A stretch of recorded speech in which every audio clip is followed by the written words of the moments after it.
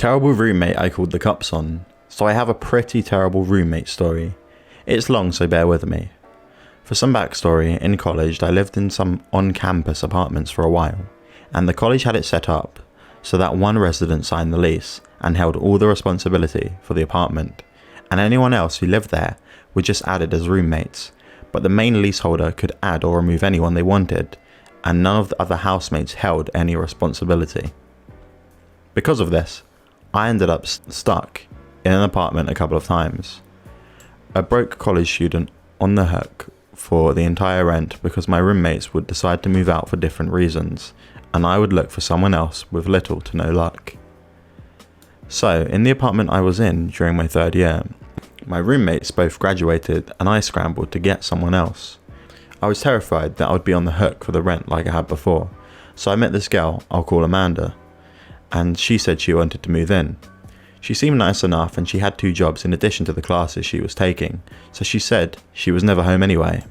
I was desperate, so I let her move in, and shortly after that I found a second roommate. Kelly had moved in too. They shared one bedroom together, and I had the other one to myself. For about the first 3 or 4 months, things were fine. Amanda and Kelly bonded and hung out a lot. I had a season pass to an amusement park, so Amanda and I went there sometimes on the weekend, and we had a lot of fun together. But then, there started to be warning signs. Amanda either quit or was fired from one of her jobs, and then she just up and dropped all her classes mid-semester, so she started spending all her time at the apartment. I had an arrangement worked out with my roommates that I would clean the common areas most of the time, as long as they didn't leave a lot of clutter out, and as long as they picked up the slack if I was busy with studying and took care of the dishes for me. I hate doing the dishes. This had worked up fine up until then, but Amanda got more and more messy. I would clean the entire common area, and Amanda would get home and cook a large meal in the kitchen and mess up tons of the dishes, almost all mine, and she would almost never clean up. It was worse in their bedroom. Amanda didn't actually have a bed. She had a pile of clothes she would sleep in like a nest. Her clothes were always all over their floor, but there was a special pile she'd slept in. Later, Kelly told me that one time they went out and Amanda got drunk, and on the way home, Kelly had to pull over so Amanda could pee on the side of the road. She didn't bother to pull up her skirt or anything, she just peed through it, and then they went home and she slept in that skirt on the pile of clothes. Understandably, the pile always smelled bad. Kelly also told me that she would leave out used tampons on the counter of their bathroom. Amanda also turned the thermostat down pretty regularly to 60 degrees Fahrenheit. We lived in Texas and it was the summer, so our electric bill one month was triple the normal amount. I spoke to her a couple of times and asked her to keep it at 70 since we split the bill, and it was getting expensive, but she kept turning it down. The most memorable time was when she was baking vegan cupcakes and a vegan cake for a friend's wedding.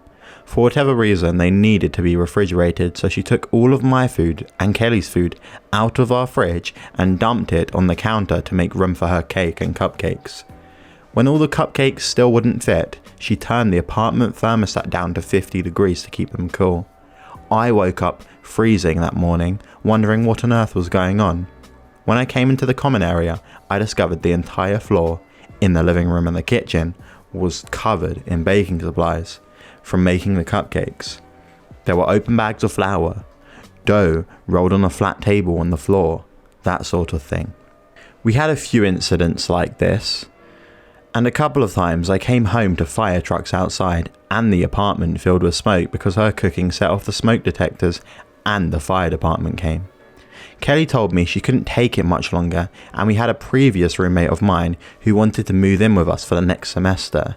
So I told Amanda about her, and I told her I needed to move out. In retrospect, I didn't handle it all that well because I was a very passive person and I hated confrontation. So I wasn't clear with Amanda about all the problems we were having with her. Amanda seemed confused when I asked her to move out, but she agreed, and I told her I'd give her a month. She texted me the next day and told me that she decided to move back in with her parents, and they said she could move in right away, but she didn't want to leave me hanging. I just wanted to get rid of her at that point, so I texted her back and told her that if she wanted to move out right away, we'd have to make it work and not to worry about us. I planned to just work several days of overtime to cover the difference. She said cool, she'd be out by the end of the day, tomorrow, and I was super relieved. 2 days later, she was technically out, but she hadn't moved out all of her stuff, and it was pretty much all over the floor in the common area and the bedroom. Kelly and I just wanted her gone, and we were hoping she'd just pick up the rest quickly.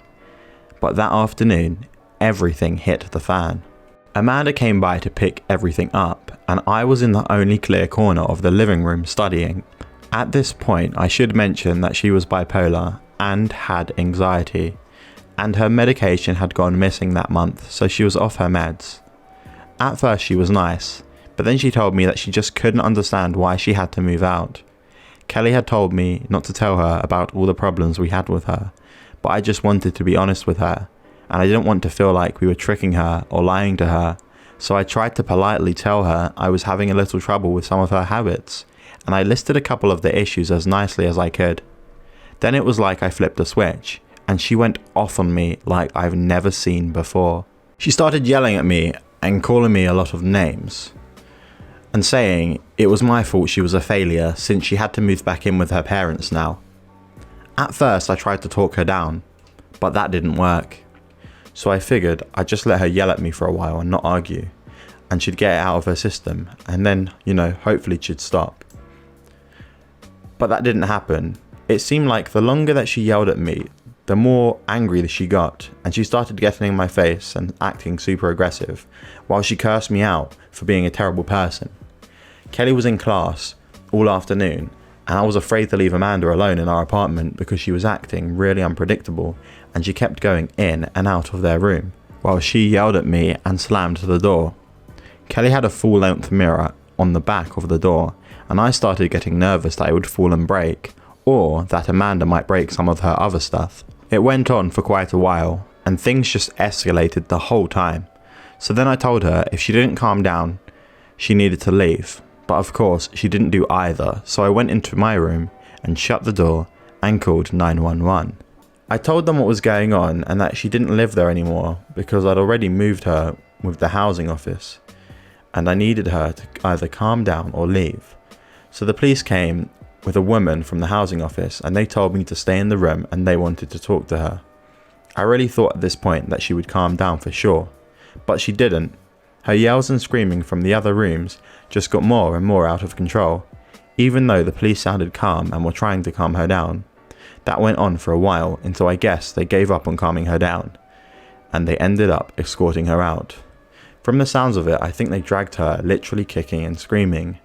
Apparently they took her to a mental hospital down the road to be treated, and the woman from the housing office recommended I talk to a therapist after the incident. I think Amanda told them she owed me money for the electric bill. She did, but I hadn't brought this up to her since I wanted her gone, and she hadn't mentioned it in her yelling at me. She kept mentioning that she couldn't leave until she paid it, and that I had kicked her out with 2 days' notice. But I told them I didn't care about the money, and I had the text to prove that she had willingly chosen to move out in 2 days, and I had given her a month. Also, I had found out from the housing office the day before that she had gone in and tried to get them to remove me from the lease and make her the leaseholder, so I couldn't make her leave. They wouldn't do it without my permission, and because she wasn't taking classes at the time, she wasn't a student.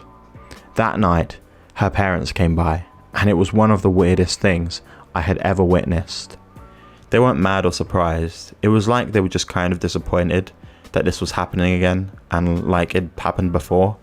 They just came in with garbage bags and bagged up all her stuff and left.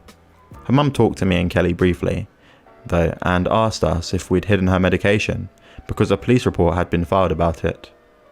We told her we didn't, and that night we went through the entire apartment to make sure it hadn't been mixed in with our stuff, but we couldn't find it. We both think that her boyfriend took it. He was physically and verbally abusive, and she came home with bruises several times after seeing him, and I heard him yelling at her over the phone about how worthless she was once. Kelly saw him in his car watching our apartment a couple of times after she was taken to the mental hospital, but he never directly confronted us. I really hope she dumped him since he was so terrible to her. I saw her in a store a few months later, and she was super nice and friendly. I apologised and told her I felt awful about it, and I should have been more upfront about everything from the start. And then she apologised too.